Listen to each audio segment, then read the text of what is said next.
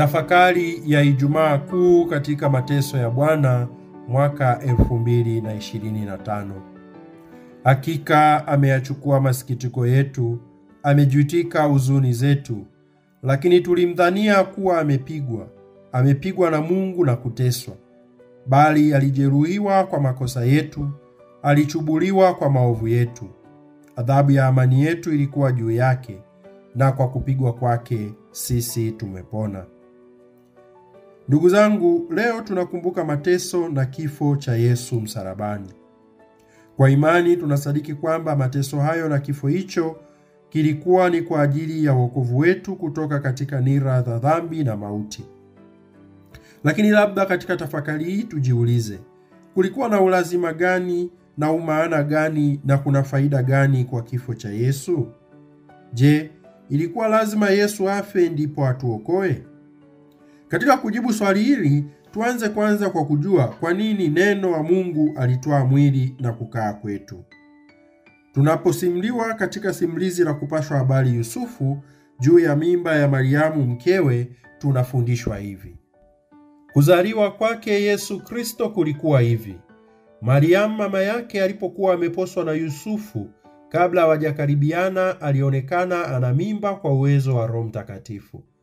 Naye Yusufu mumewe, kwa vile alivyokuwa mtu wa haki, asitake kumwaibisha, aliazimu kumwacha kwa siri.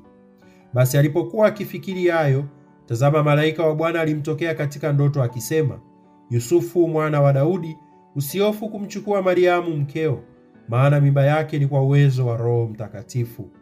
Naye atazaa mwana, nawe utamwita jina lake Yesu, maana yeye ndiye atakayewaokoa watu wake na dhambi zao. Hayo yote yamekuwa ili litimie neno lililonenwa na Bwana kwa ujumbe wa nabii akisema, tazama, bikira atachukua mimba, naye atazaa mwana, nao watamwita jina lake Imanueli. Katika sehemu hii ya somo tuliyoisikia, Injili kadiri ya Mathayo sura ya 1 mstari wa 18 hadi wa 22, inatueleza wazi kwamba Yesu alikuja duniani ili kuwakomboa watu wake na dhambi zao. Sasa tujiulize, watu wanaokolewaje? Katika mapokeo ya Wayahudi, wokovu uliletwa kwa ishara mbalimbali. Ishara ya pekee inayokumbukwa na kusimuliwa katika tukio kubwa ni ile ya mwanakondoo wa Pasaka. Rejea kitabu cha Kutoka sura ya 12 mstari wa 1 hadi wa 8 na mstari wa 11 hadi wa 14. Kwa kifupi ni somo la kwanza tulilolisikia jana katika adhimisho la Alhamisi Kuu. Huyo mwanakondoo wa Pasaka alichinjwa kila mwaka wakati wa sikukuu ya Pasaka ya Wayahudi ili kuwa ukumbusho wa kukombolewa kwao kutoka katika utumwa wa Misri na mwanzo wa safari ya kuelekea nchi ya ahadi, ambapo kwa damu ya mwanakondoo huyo wa Pasaka iliyoandikwa katika milango na miimo ya milango, malaika wa Bwana alizipita nyumba zile zilizokuwa na damu hiyo na kuzipiga nyumba hizo, ila alizipiga nyumba zile za wasiokuwa na damu hiyo ambazo ni za Wamisri na kuangamiza wazaliwa wa kwanza. Ni kwa nguvu ya damu hiyo ya mwanakondoo aliyemchinja na kumla katika Pasaka waliweza kufanikiwa kuokolewa, wakatoka wazima, na hivyo wakaanza safari ya kwenda nchi ya wokovu. Hivyo waliadhimisha Pasaka kukumbuka, na kila mara walichinja mwanakondoo kama sehemu ya sadaka ya kumtolea Mungu, lakini pia kumla kwa ukumbusho wa wokovu wao. Wayahudi pia walichinja mwanakondoo na mafahali au mbuzi kama sadaka kwa ajili ya upatanisho wa dhambi zao.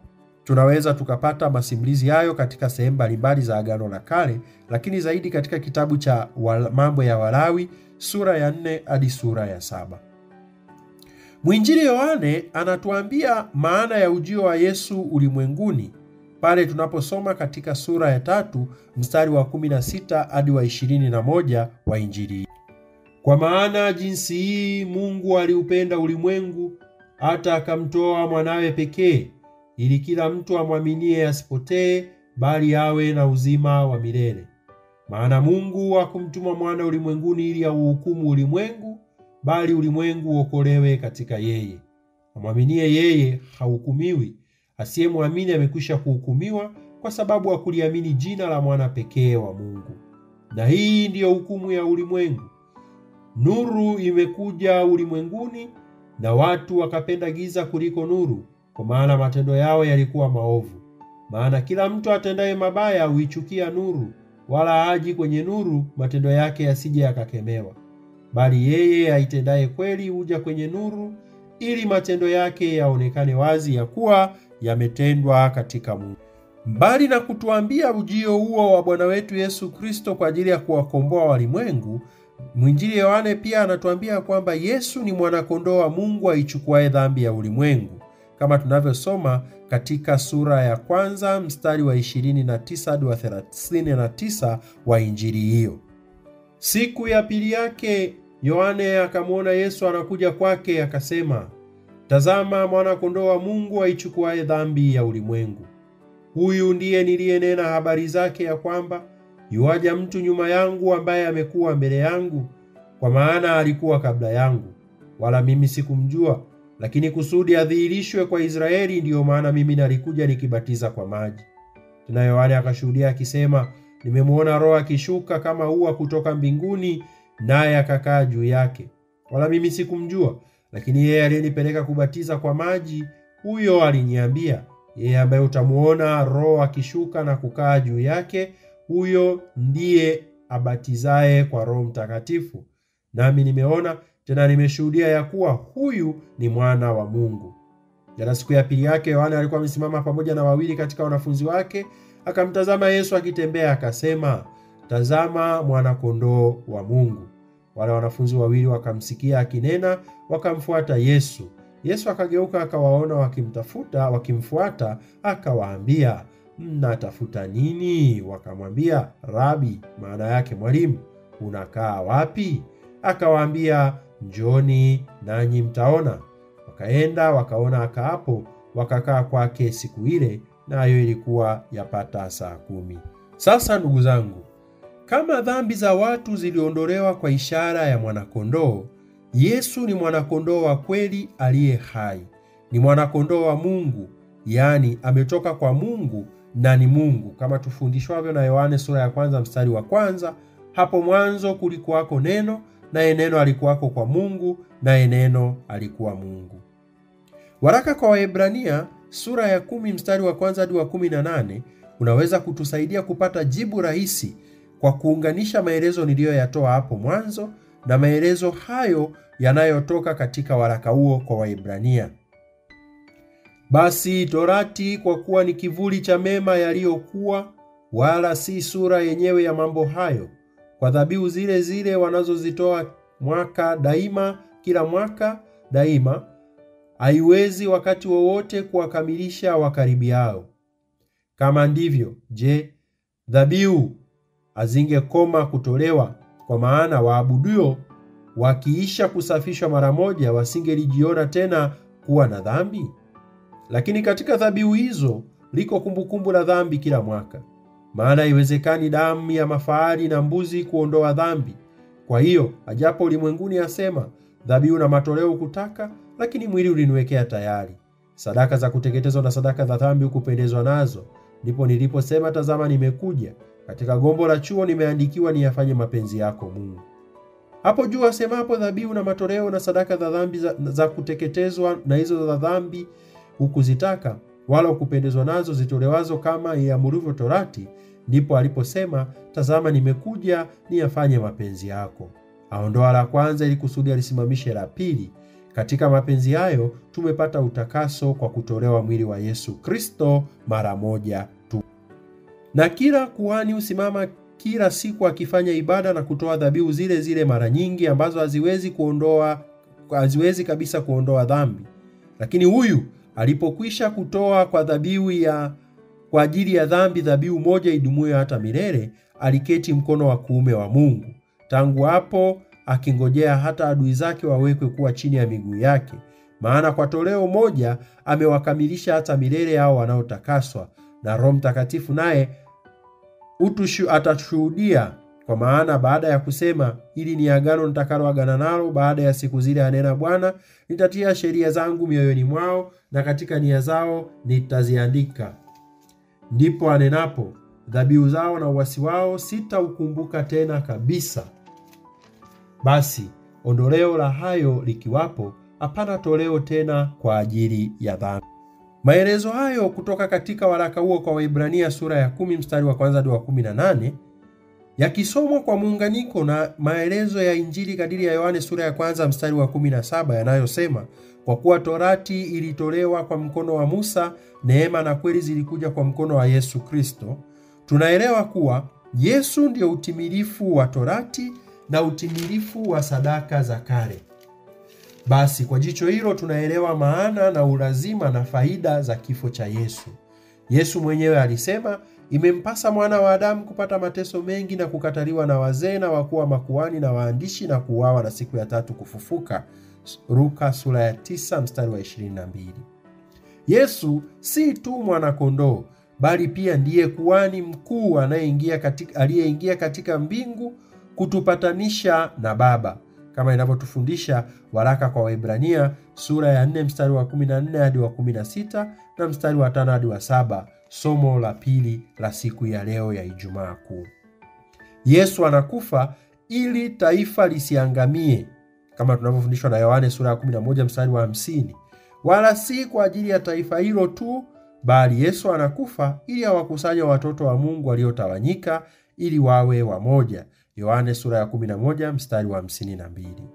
Ndugu zangu, Yesu anakufa ili kondoo wake wasiangamie. Yohane sura ya 10 mstari wa 11 hadi wa 18. Yeye ndiye mchungaji mwema anayeutoa uhai wake kwa ajili ya kondoo wake.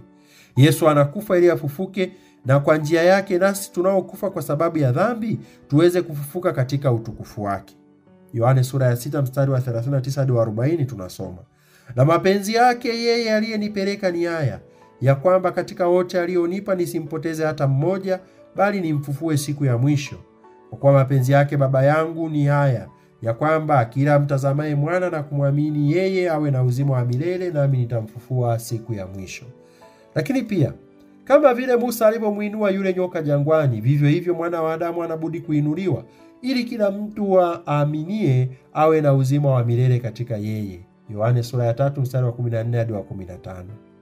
Hivyo Yesu aliinuliwa juu ya msalaba ili tuwe na uzima katika yeye pale tunapomwamini, na pale msalabani Yesu alitulipia yote. Rejea Injili ya Yohane sura ya 19 mstari wa 28 hadi wa 30. Ndugu zangu, Yesu alikufa msalabani na kutufundisha upendo mkuu wa Mungu Baba yetu. Yeye Mungu Baba alimtoa mwanaye ili sisi tusiangamie, na mwana aliupokea mapenzi ya Baba hayo na kujitoa mwenyewe ili kutimiza wokovu wetu. Hakuna aliye na upendo mwingi kama huu wa mtu kuutoa uhai wake kwa ajili ya rafiki zake. Yohane sura ya 15 mstari wa 13. Na mwana wa Adamu hakuja kutumikiwa bali kutumikia na kutoa nafsi yake iwe fidia ya wengi. Marko sura ya 10 mstari wa 45.